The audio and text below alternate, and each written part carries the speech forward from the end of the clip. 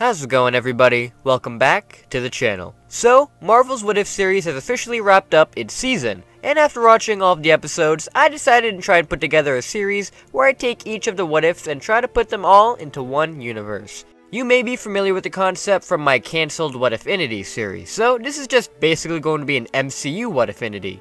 Now, the only what if I won't be including here is the weird Gamora one, since that never really got a proper episode, and I have no idea what the change is at all to include it, so we're going to be sticking to the first 8 episodes of content and putting all of those scenarios into one universe. Spoilers for every single episode of What If, obviously, so make sure to check out the series on Disney Plus before watching. Hashtag not sponsored. Alright, now that you know what's going on here, I'd like to give a huge shout out to all of my amazing patrons helping to support this channel, as your support is really what keeps this channel going. Now, with all that out of the way, let's get right into this brand new What Ifinity. We start at the beginning. The first major change happened in this universe is Odin never taking Loki to Asgard, and having him raised with the Frost Giant family. Meaning Thor is raised as an only child, and will eventually become the party Thor we see later on in the timeline. We jump forward by quite a few centuries to the 40s, where Steve Rogers isn't able to become the superhero Captain America, and Peggy Carter becomes Captain Carter. Basically, everything that happens in her episode goes exactly as normal, since there isn't much to change it. The real notable changes here to remember for later, though, is that Bucky never fell off the train and became the Winter Soldier, and the fate of Steve Rogers is actually now kind of ambiguous with the finale, as we see the Hydra Stomper and Black Widow kind of insinuates that Steve is in there, but as of right now, I don't think that makes much sense, so I'm not going to be including that plot bit yet, since the fate of the character in there hasn't been outright stated yet. So, Steve is going to stay in the 40s as Captain Carter goes off into the future. With Steve left behind in the past, and with him being such a strong leader to help take down the Red Skull and Hydra, he might become a founder of S.H.I.E.L.D. in this time, and would obviously grow closer with Howard Stark in this time, meaning he would become like an uncle to Tony Stark. Since we know Tony would eventually have an obsession with building Iron Man suits, I think he would be fascinated by the technology of the Hydra Stomper, and might build a prototype of his own, and beg Steve to help him become the new Hydra Stomper, even though there's no real Hydra agents to stomp anymore, that they know of. Howard most likely wouldn't care and would tell Tony to go for it if he has the right equipment for it, and we know Tony as a master inventor as a kid, so he'd probably build a nice Iron Man Mark I armor and become Iron Man as a kid, with Steve basically being his prototype Jarvis and telling him what to do. Which I just want to point out, I think is awesome, since Tony and Steve can be like best friends now as opposed to their canonical relationship in the main continuity. I'm pretty sure early Iron Lad Iron Man would have a lot of great adventures just helping the little people, similar to a particularly friendly neighborhood Spider-Man in the future, and would continue to evolve his armors as he gets older, and make the Jarvis AI once Steve gets too old to be his mentor anymore.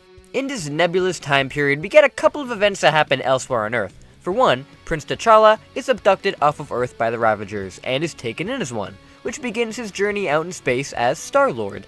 Then, at some point, Hope Van Dyne becomes a member of S.H.I.E.L.D. and is allowed to be on active duty. And while it is theorized in the episode that the Winter Soldier killed her, it was never stated who did. So that means Hope would die on a mission out there, which begins Hank Pym's descent into madness.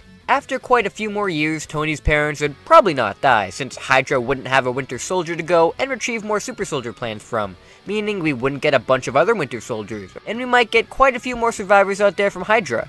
Tony would still become the CEO of Stark Industries, and would probably be a bit more humble about his company after all of his time as Iron Man. He hasn't revealed his secret to the world quite yet, and the world just thinks that Iron Man is a bodyguard to the Starks. Tony might still take that trip to Afghanistan to present his missile, I honestly don't know, or he might be there to help take out some of the members of the Ten Rings as Iron Man. If he is there as Iron Man, then he might run into Killmonger, who is sent there to help protect Iron Man and assassinate the Ten Rings members. Tony would thank Killmonger for his help in taking these guys out, and bring him back to the States to introduce him to Tony Stark, and have him help out. Normally, Tony wouldn't do this, but Killmonger would probably lie and tell him that he had some plans from Stark Industries that he needs to get out there that could jeopardize the company, so Tony would most likely take that seriously. Once returning back to the States, Killmonger would reveal to the world about Obadiah Stane's plans to kill Tony and all of the Starks, which results in him getting a beatdown from Happy. Since Killmonger helped out Stark Industries, Tony would allow him into their business, though he wouldn't make him COO, but pretty high rank since the bodyguard position is filled by Iron Man. Killmonger needs to kill Tony Stark to enact his plans, but he knows that Iron Man is in the way, and needs to find out who he is and kill him. Stark also wouldn't want to work on Project Liberator, since he can see what the Stark weapons did to the world, so he would question why Killmonger would want something like that, since it's something Iron Man worked hard on to destroy. This definitely wouldn't make Killmonger happy, and he tries his own way to lure Iron Man out of the open, so he can use that armor for himself to get his revenge against Wakanda. Killmonger would request that Iron Man could use some vibranium for his suit, as that might be a better way to defend against incoming enemy fire, and he knows just where to find it. After arranging a meeting with Claw, which Tony would obviously go for, as to fight with the same material made out of Captain Carter's shield would be a godsend, so Rhodey would still be sent out to go and arrange a deal, and take down Claw in the process. Since there is no Black Panther with T'Challa out in space, the Dora Milaje arrived to get rid of Claw and stop his schemes against Wakanda, but Killmonger is up above, and murders the Dora Milaje who come in, and picks up one of their spears, ready to kill Rhodey and blame it on the Wakandans. Right before he does it though, Iron Man comes into the scene, and stops Killmonger from killing Rhodey. Iron Man blasts at Killmonger, asking him what he's doing, and Killmonger tries to use the Sonic Taser to stop Iron Man in his tracks.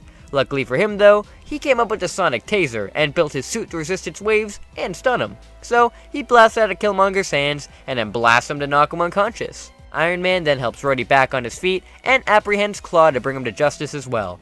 It's a good thing Iron Man was surveying the area to make sure the deal went well. Jarvis was recording the whole scene, and Tony uploads the evidence of his on the internet, that way the whole world will know what Killmonger was planning to do.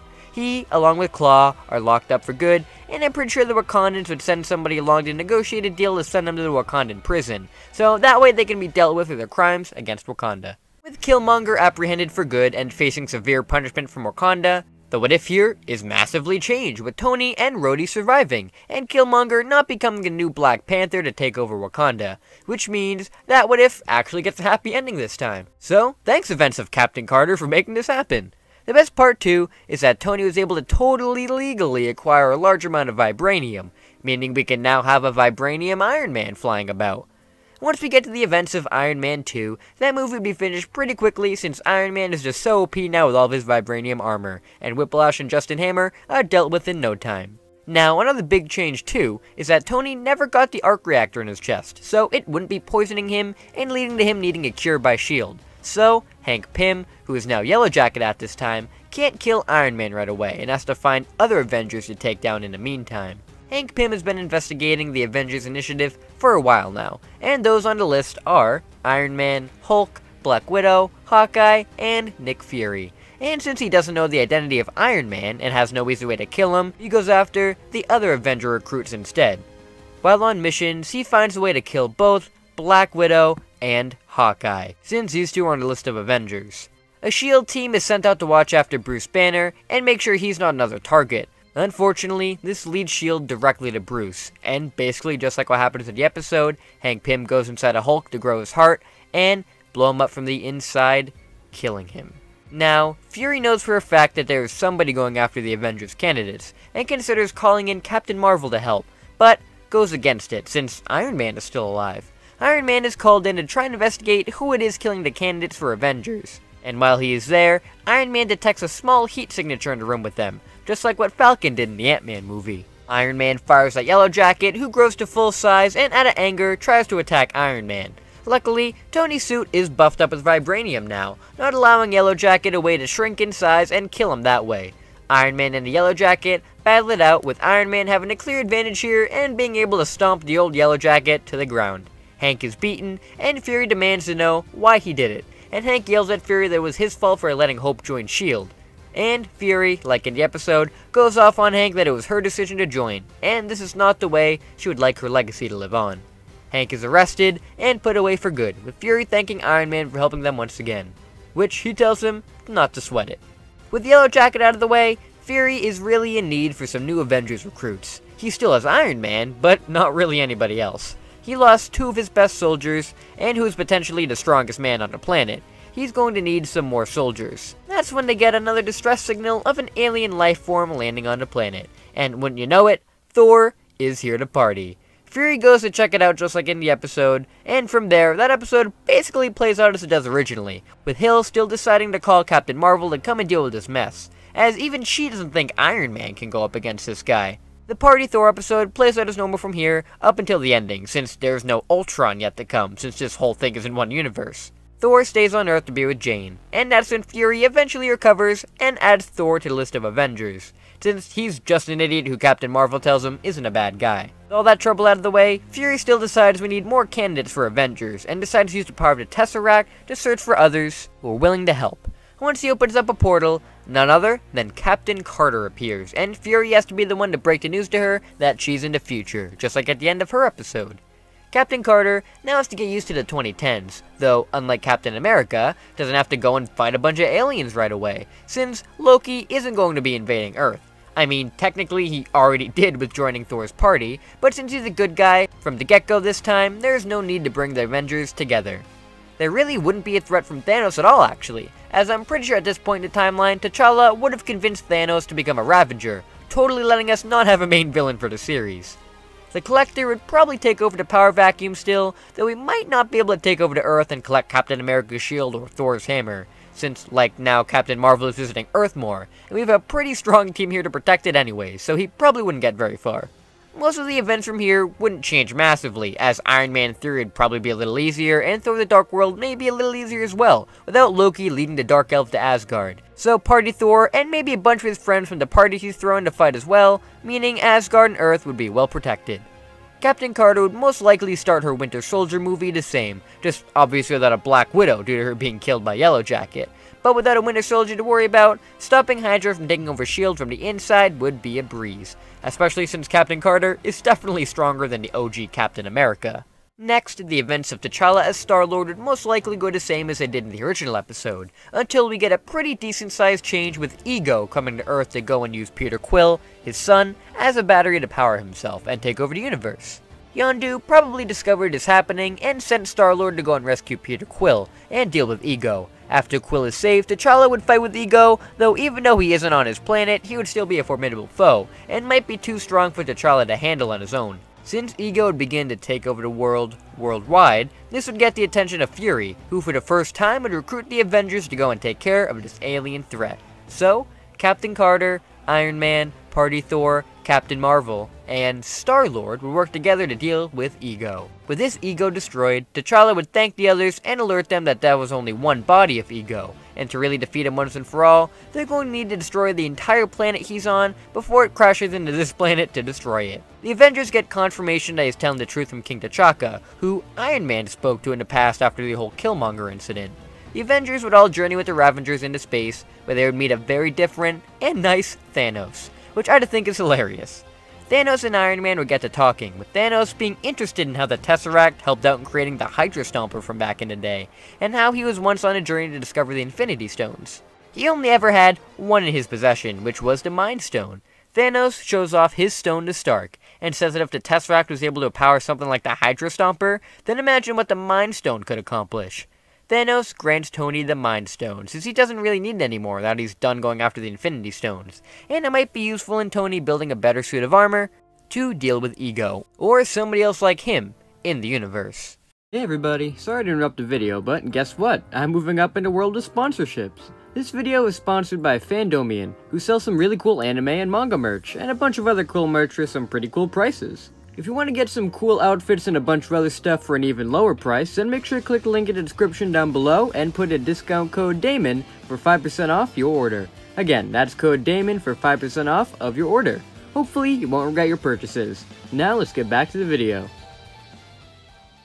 Once the Avengers and Ravagers touch down on Ego, they're automatically met with resistance from the planet trying to kill them, and the main body of Ego especially. Luckily, Captain Marvel and Thor are strong enough to fight off Ego while the others search for the brain. Yondu leads them all into the core, where Iron Man, Captain Carter, and Thanos hold off the remaining parts of Ego. Star-Lord eventually discovers where the core is, but it is buried deep within Ego, and you have to be the size of an ant to get all the way down there. Iron Man, luckily, has just a thing. After the fight with Yellow Jacket, Tony looked into the Pym particle technology and realized how useful something like that could be in the right hands and not some psycho like Hank Pym. So, he decided to build in some Pym particles into his armor, where he can shrink at a whim as well. So, Tony takes Star-Lord's bomb, shrinks it down with Pym tech, and journeys into Ego's brain, where he attaches the bomb, and flies back out to get off the planet before it explodes. The group all rush out of the planet before it blows, and luckily, all of them make it off in time before the bomb detonates, killing Ego and destroying his planet. With Ego destroyed, the Avengers are returned to their planet and thanked for the help by the Ravagers. T'Challa says he will keep in touch with them just in case there's a galactic threat like Ego again, and he blasts off. After this, Tony decides to do some experimentation on the Mind Stone that Thanos granted him. After dealing with somebody like Ego and seeing what powerful beings are out there in the universe, he's going to need a protector of this planet from threats like that. Something like a suit of armor around the world. This leads to Tony developing the Ultron AI, as Ultron may be the one to protect this world from Ego-level threats. Of course, this is always destined to fail. Ultron activates and instantly sees how disgusting this planet is and how he needs to be its one true savior in a different sense. Ultron creates a body for himself to deal with the Avengers and steals the Mind Stone to power a much different creation. The Avengers are angry with Tony for creating this AI upon the world, and that they all need to work together now to defeat him and prevent the world from ending. Of course, it's harder to find Ultron than they thought, since he shuts them out of the internet, and he's able to find a large stash of vibranium that was left by Klaw after the Killmonger incident. With his vibranium readily available, Ultron can create his Vision. And since Wanda and Pietro never got their powers from the Mind Stone, they wouldn't be anywhere near Ultron, meaning Vision is free to be created without the interference of the Scarlet Witch. With Ultron now inhabiting Vision's body and having hold of the Mind Stone, he can enact his plan of taking over the world in his image.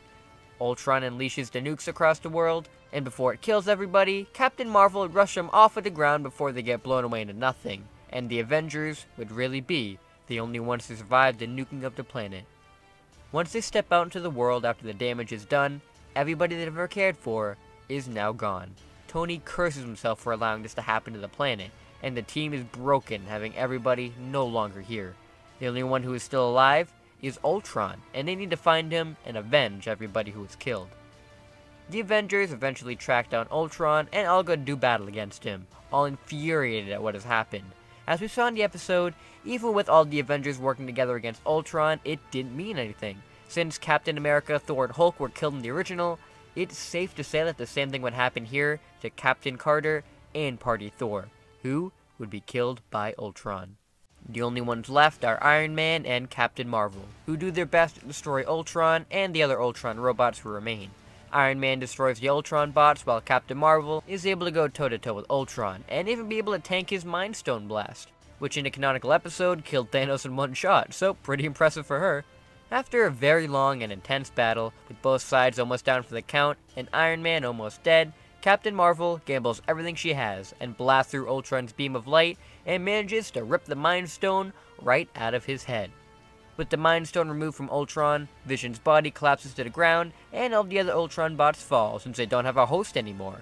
Captain Marvel crushes the Mind Stone in her hand, and collapses. She turns to Iron Man and tells him that they won, though to give her one good reason why she shouldn't kill him too. They're the only ones left, all of their friends, the entirety of Earth, are destroyed, all because of him. Tony says he really doesn't have a reason to be left alive, and that he caused all this, so he should be taken out with the rest of the world. Carol glares at Tony, and is willing to do it, but goes against it. She isn't like him, and won't kill anybody else today. She flies off, leaving Tony all by himself on this dead planet. The Ravagers arrive back on the planet after getting a distress signal from the planet, only to find Tony the last living survivor. T'Challa asks what the hell happened here, and Tony weakly says that he used a Mind Stone to create a sentient AI to protect the planet, but it ended up killing everybody instead, and everything is ruined. Thanos feels Tony's grief and says that this mess is his fault. He never should have gave Tony the stone in the first place. If the Time Stone is still here though, they may be able to go back in time and prevent this from happening in the first place. Star-Lord says that time travel is impossible, but Thanos again says that with the Time Stone, anything is possible. The Ravagers search the planet for any sign of the Time Stone, but since everything is buried in rubble, it's going to be impossible to find it. Tony tells him that this is useless, and he created this mess, so he's going to be the one to do it himself, and reverse all of this. With the resources the Ravagers have in space, he'll build his own time machine, and stop himself from ever making Ultron. Tony goes off-world to begin gathering enough materials out there to create any way to travel back through time. Luckily, space has some pretty interesting tech, which Tony is able to utilize with the Pym particles he has to go subatomic into the quantum realm to go back in time to stop this. He really did his research into the Pym particle. Tony attempts a trip back into the past once he sees if it'll really work, traveling through the quantum realm, seeing many amazing things on his trip, Though, on the way down, he could have sworn he saw a weird lady watching him. When he emerges back into a time of peace, he's happy to find out that it worked. After returning to the future, Tony tells the Ravagers that he hopes going back in time will change the timeline. That way, they're not stuck with everybody on Earth still being dead. T'Challa wishes Tony luck and says that he hopes he can fix this mess and bring everybody back to them. Tony goes subatomic once more and travels into the quantum realm to return to the past. As he's shrinking, he's suddenly pounced on by that lady again, which stops him in his tracks. Tony tries to get her off of him, but she's strangely strong and bites through the armor he's wearing to pierce his flesh. Tony yells and blasts her off of him, pushing her away. Zombie Wasp flies back screeching and once more goes after Tony. Tony then fires a blast to vaporize her. He looks at the bite mark on his neck and is pretty worried about it, and if he should return to the future now. But he can't. He's so close already and is running out of Pym particles to make a round trip back successful. Tony keeps shrinking down the wormhole and arrives back to before he created Ultron. He sneaks into Stark Tower and steals the Mind Stone from his younger self, that way Ultron can't be created. Tony then flies off with the Mind Stone before anybody else sees him, and journeys far away to bury the Mind Stone where nobody can find it. Once he buries the Mind Stone, he feels really woozy and weird, like he really needs to sit down for a minute. The quantum virus is spreading through his body, and he is succumbing to it. Just like that, Tony Stark transforms into a zombie, and walks around looking for a feast. Back at Stark Tower, past Tony wonders what happened to the Mind Stone, and is in a full-on panic trying to find where it is. He checks the Jarvis security, and finds that it was him who took it. Wait, how was it him? He would definitely remember something like that. Maybe a Hydra agent had one of those face-swapping masks on and stole the stone pretending to be him. He needs to go out and find the stone. After searching for a long while, he fails to come up with any leads and needs to do something to build some kind of Infinity Stone's radar. That way he can detect the stone and discover its location. It's going to take quite a while to build something as advanced as that though. With Ultron prevented and Tony occupied on something else, the world isn't devastated by nukes or Ultron himself, and there wouldn't be a civil war without an Ultron either. The zombie Iron Man is still out there though, and can't go very far due to the Mind Stone keeping him at bay nearby, and leaving him kinda mindless. Since he's hidden too, most people can't find him, so he's just stuck really wandering that area, hoping for somebody to arrive to feast on. Without Civil War, the Avengers are never broken up, and things go pretty well. Well, up until it's time for Doctor Strange and Christine Palmer to go and accept Strange's award. Just like in the episode, Christine dies in a car accident, and Strange goes on to learn the mystic arts in order to revive her. His journey leads him down the exact same path as the episode, and he goes off to go and absorb the demons and get the necessary power he needs to bring back his beloved. While Strange starts his journey in doing that, eventually, enough people went near zombie Iron Man for the virus to spread out, causing a massive zombie outbreak in New York. With so many hordes of zombies out there, the Avengers are called down to go and deal with the threat, with them not doing great at all. Those with their skin exposed, which just so happens to be most of the members, get bitten and turn into zombies. Even Captain Marvel with her tough skin and extreme strength isn't able to escape getting bit, and the world basically goes down, with the Avengers fallen. Most of the survivors of the apocalypse aren't survivors for long, as they have no other heroes around to really protect them. Wakanda is safe for now, and once they see what is happening in the world, they send word to the Ravagers for help, though this proves to seal their fate even more. T'Challa, Yondu, Thanos, all of the Ravagers fall to the sheer number of the infected, and with no knowledge on the Mind Stone's whereabouts to find a cure, it seems that the days of humanity are over, and the infected take over the world. Though, there is still one man alive in this world who was never zombified, and managed to seal himself away from this reality for centuries, that being Doctor Strange Supreme. He's been collecting souls from demons forever, it seems like now, and once he has gathered all that he needs, he emerges into his brand new world full of infected. The zombie Strange, who was Strange Supreme's splintered timeline self, was transformed into a zombified monster who feasted on the innocent. Strange Supreme knows this too well, eating and gaining the power of monsters, but this one is just a bit too much. Humanity itself is being devoured so much that there is nobody left anymore. Even if he absorbs his zombified self now and goes to resurrect Christine, she'll be brought back into a world full of the undead, and he might not be able to protect her. He needs to find what caused this outbreak and destroy it at the source. That way he can revive Christine, and they can finally live in peace. Strange uses the Time Stone to search back in time for when the outbreak occurred. When the Time Stone picks up a moment where there was a timeline shift, when Tony Stark arrived from another timeline and prevented the end of the world caused by Ultron. Guess he did a pretty crappy job changing it since he came to this timeline just to have zombies infect it. Strange used the Time Stone to go back in time to when Tony arrives, and he seals the time discrepancy, making this Stark unable to return to this time and cause a massive zombie outbreak. With that issue cleared up, Strange takes the Mind Stone to his possession as well, since if he leaves it here with the other Stark, then Ultron will just wipe out everybody, and he'll need to start back at square one. With the timeline restored, and no Ultron, and no zombies to infect it, Strange can now duel his other self, and get the strength he needs to save Christine. Unfortunately though, just like in the episode, undoing an absolute point in time leads to the destruction of the entire universe. Strange tries to hold it back for as long as he can, and even asks for help from the Watcher, Guardian of the Universe, but he is unable to help. The universe collapses in on itself, with everything no more, and Strange being the only being left in existence, holding his head and saying he's sorry. He's so sorry. With that depressing note, we leave off this story here. Basically, if all of the universes in this story managed to be one, it would be destined to be destroyed, not once, not even twice, but 3 times. That's what you get when Marvel puts 3 bad timeline endings in one series. Even though it ended depressing like What If's 4th episode, I hope you guys did enjoy this video, as it was extremely fun to go through and try and weave every story together to the best of my ability. If you guys like this video and want more like it, then make sure to leave a like and subscribe, as that'll show me they liked the video and would want more. If we get a bunch of new What If stories in Season 2, then I'll make sure to make another video combining all those together, and maybe I can use that Gamora What If in that video as well. Anyways, thank you all so much for watching, and until we meet again, see you later!